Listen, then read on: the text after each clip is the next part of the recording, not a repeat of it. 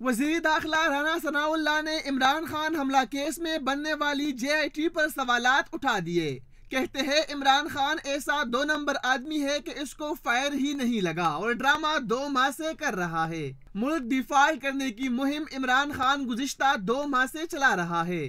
تو شاخانہ ہو، foreign funding ہو یا القادر trust, یہ سب وائٹ کالر کرائم ہے، ان کی تحقیقات ہو رہی ہے۔ ایک ایسا یعنی 2 نمبر آدمی کہ جس کا جو کردار ہے اس حوالے سے دیکھ لیں کہ کیا کردار ہے، یعنی کس طرح سے وہ ڈرامہ کر رہا ہے پچھلے 1.5 مہینے سے 2 مہینوں سے، اور اس کے بعد اس کا کردار دیکھیں کہ خود اس کا کتنا گھٹیا کردار ہے جو اس نے توشہ خانے کے حوالے سے کیا ہے۔ وہاں سے پورا توشہ خانہ لے کے اس نے جو ہے وہ بیچ دیا ہے۔ وزیر داخلہ رانا ثناء اللہ کا وفاقی وزیر مذہبی امور مفتی عبدالشکور کے ہمراہ پریس کانفرنس کرتے ہوئے کہنا تھا، عمران خان حملہ کیس کی تحقیقاتی رپورٹ کسی عدالت میں پیش نہیں ہوئی اور فواد چودھری کو مل گئی۔ ملزم نوید بشیر کے سوا اس میں کوئی اور ملوث نہیں ہے۔